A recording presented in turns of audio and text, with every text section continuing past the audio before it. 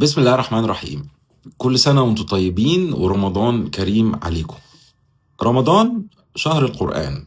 اوكي، انا هقول لك على استراتيجية ممكن تستخدمها في ال30 يوم. اوكي، هنعتبر ان هي خطة ال30 عشان نتصل بالقرآن، نتصل بيه، يبقى بيننا وبينه علاقة.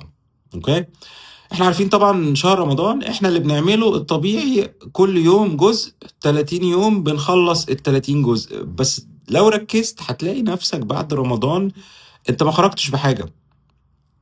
يعني تفتكر ال30 جزء، تفتكر انت اتعلمت منهم ايه؟ هتلاقي الموضوع صعب جدا. ليه؟ لان انت بتقرا بسرعة، لان عندك ميشن، انت عندك مهمة وعايز تخلص فبتجري. وطبعا لو قعدنا كده فكرنا شوية هنلاقي احنا بنجري ليه. يعني احنا مش رايحين يوم القيامة نقف بين ايد ربنا نسمع. احنا مش امتحان، هو تسميع، هو فهم وتنفيذ وتطبيق. طيب احنا هنحافظ على ده لان القراءة فيها حسنات. اوكي، فنخلص الجزء عادي جدا ونعتبر ان ده اساسي هنعمله في يومنا. بس هندخل بقى حاجة جديدة اللي هي خطة ال30. احنا بنعمل 30 يوم 30 جزء. هنعمل ايه بقى؟ هنعمل 30 دقيقة في اليوم.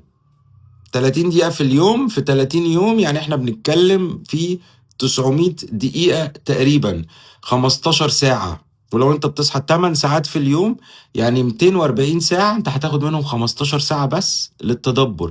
يعني 6% من وقتك الصاحي، ولا حاجة، ولا حاجة، مش هتكلفك اي حاجة اصلا. 6% بس. هتعمل ايه بقى؟ المخ يا جماعة فترة الاستيعاب بتاعته هي نص ساعة ولازم تقف. بتريح وممكن ترجع تاني نص ساعة عشان أي معلومة تخش في عقلك. هي محتاجة نص ساعة. أكتر من كده بيبدأ العقل يتشتت. فاحنا هناخد 30 دقيقة. 30 دقيقة دي هنتدبر فيها. هنتدبر فيها يعني إيه؟ يعني هنستغرق في المعنى اللي احنا بنقراه، وهنحاول نسأل وهنحاول نفهم. يعني لو ذلك الكتاب لا ريب فيه، يعني الكتاب ده ما فيهوش شك. اقعد اسأل نفسك بقى، يعني ايه ما فيهوش شك؟ هو في اي حد في الدنيا كتب كتاب قال ما فيهوش شك؟ ما فيش، محدش يقدر. لكن رب العالمين قال ما فيهوش شك.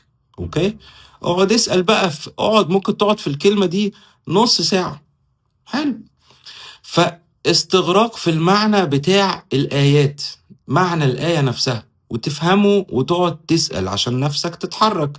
لأن ده كلام الله. لما بتعرض نفسك على كلام الله الدنيا بتختلف تماما. وانت بتستغرق في المعنى كده وبتسأل، انت بتعمل عملية اسمها التعقل. أفلا يعقلون؟ بتعقل الكلام.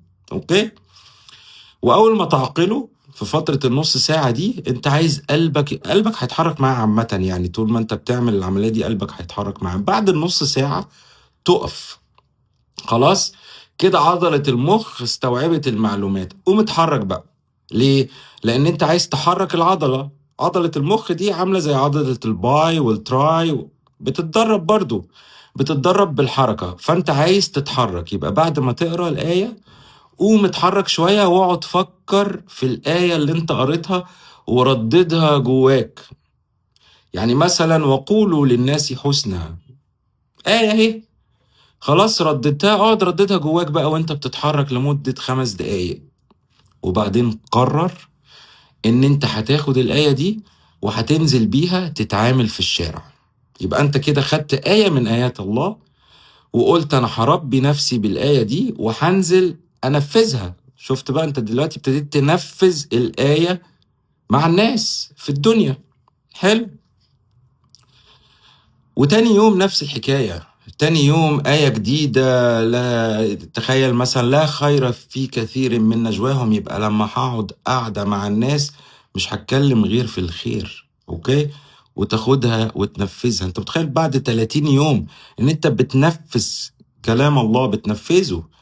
المستوى بتاعك هيبقى عامل ازاي؟ والقرآن يا جماعة، القرآن ده فيه شفاء. يعني الضغط والتوتر اللي موجودين في الدنيا ربنا بيقول لا خوف عليهم ولا هم يحزنون. القرآن فيه شفاء. فانت لما بتاخد القرآن ده بتبدأ تنفذه، النفس نفسها بترجع بيور، مفيش مشاكل. اوكي؟ والقرآن فيه هدى.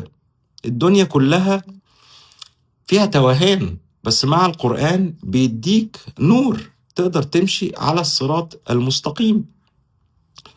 فأتمنى كده ان احنا نطلع من رمضان واحنا عندنا الكونكشن دي مع كلام الله، لان انت مش متخيل حياتك هتتبدل تماما. هم 30 يوم، نص ساعة في اليوم، 6% من وقتك، اوكي؟